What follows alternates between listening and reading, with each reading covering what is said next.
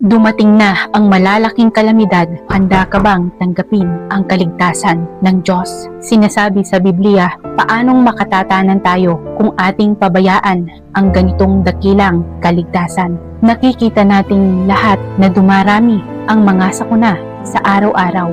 Kung ating babaliwalain ang kaligtasan ng Panginoon, hahantong lamang tayo sa pagtangis at pagngangalit ng ngipin sa panahon ng mga sakuna. Ano ang ibig sabihin ng pabayaan ang kaligtasan ng Panginoon?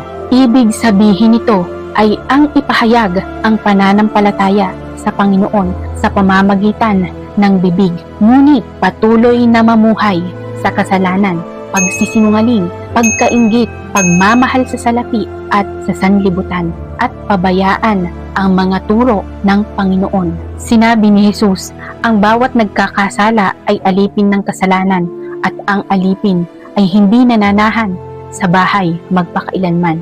Ang anak ang nananahan magpakailanman. Ang Diyos ay banal, at ang kanyang kaligtasan ay hindi ibibigay sa mga nananatili sa karumihan.